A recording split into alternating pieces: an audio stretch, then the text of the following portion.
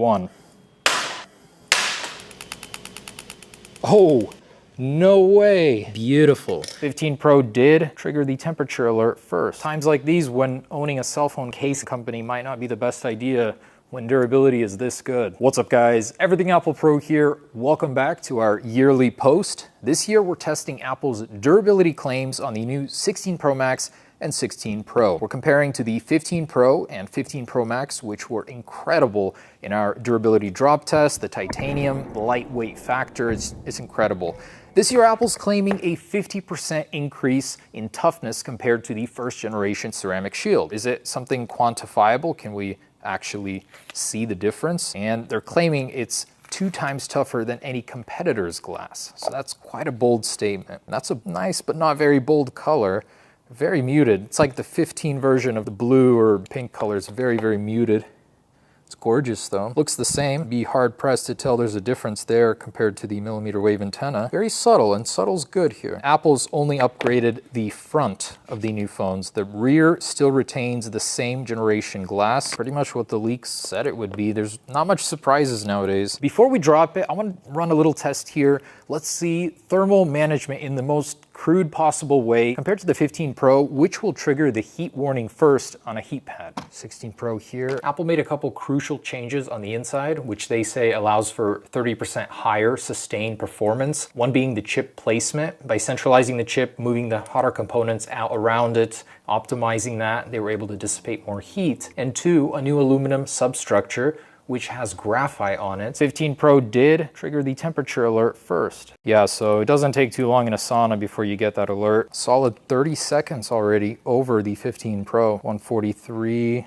Okay, doing the same test again with the 16 Pro Max on the right. 16 Pro Max display can get more dim, almost imperceptible in daylight. So the 15 Pro Max already changing in the brightness, first stage of impairment, and then it starts getting really slow with the animations. 60 Hertz now on the 15 Pro Max.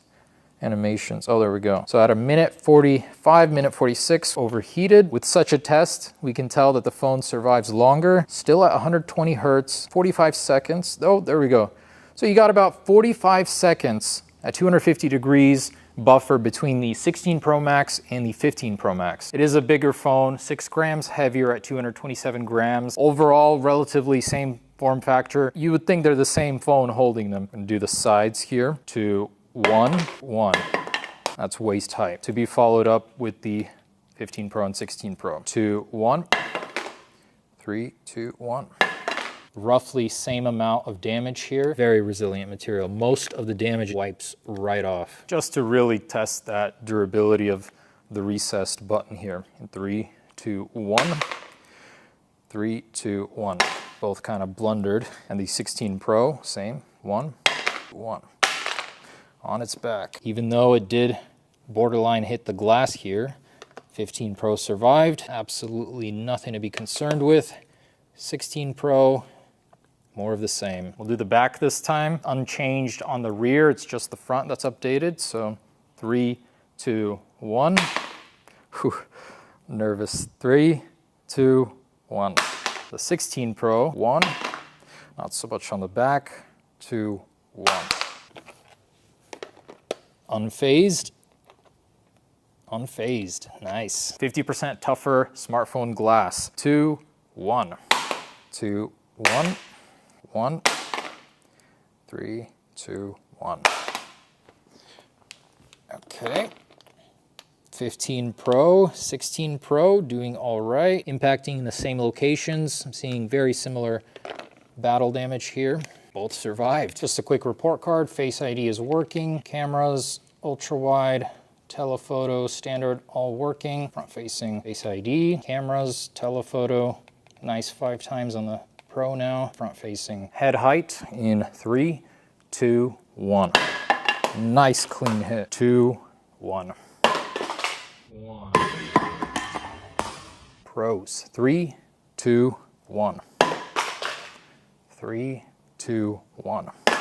All similar. All the glass survived. Rear glass has survived on the Pros. 16s. Same. That's incredible. Titanium is pulling a lot of weight here. I'll do my best to drop it on the capture button. 2, 1. 3, 2, 1. I don't know why we're dropping that one. That one doesn't have a capture button. 1. Ooh, that's a nasty one. Survived. 3, 2, 1. The amount of drops not to have anything cracked is very impressive. Wow. Very consistent. Times like these when owning a cell phone case company might not be the best idea when durability is this good. 2, 1. Wow. 3, 2, 1. Okay, finally we've got some give. 2, 1. 3, 2, 1. Pros, A-okay. Natural did give finally. Luckily, these aren't so difficult to repair. All the camera lenses uncracked. 16 Pro Max still holding in there. 3, 2, 1. 2, 1. 2, 1. 1. 15 Pro took a nice hit. 16 Pro, more on the side. Okay. Somehow flawless.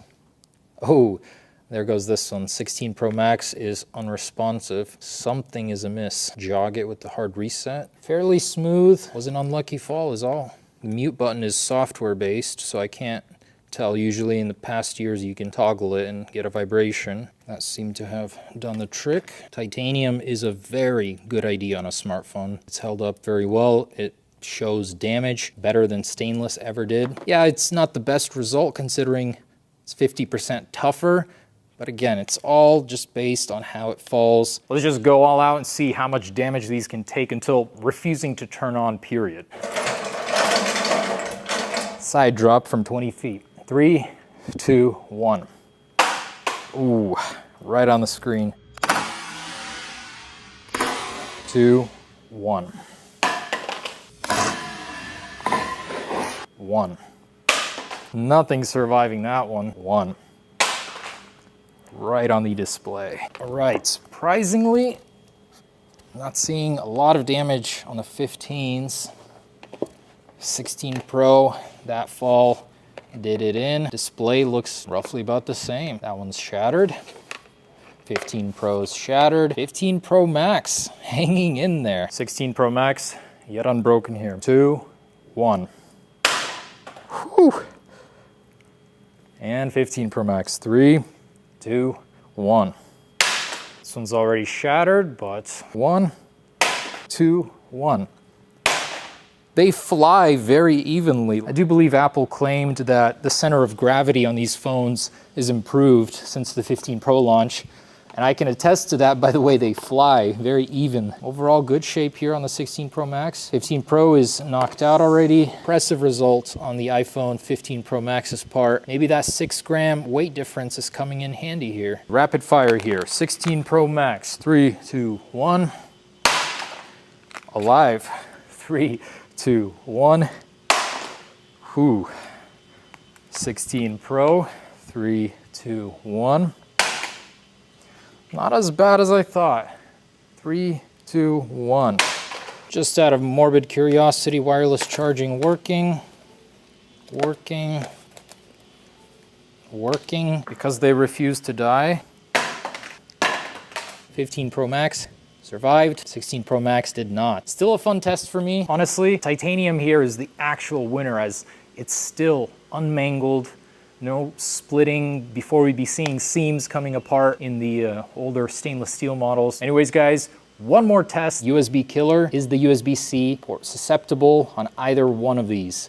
So with the tester shield, but if we just pop it in, we do hear that pop. Charge is being sent. And oh, 16 Pro Max. Oh, no way. How is this thing effective on this, but not the 15 Pro Max? 15 Pro Max just accepting all of that charge. Surprisingly ineffective. Want to see this battery? We've been talking about it in leaks for so long. Easy replace back like the 16s, and there she is. Beautiful. This allows Apple to compact more battery density in a smaller form factor, less prone to puncture, and seems to do very well in drop resistance as well. Smaller logic board here, beautiful.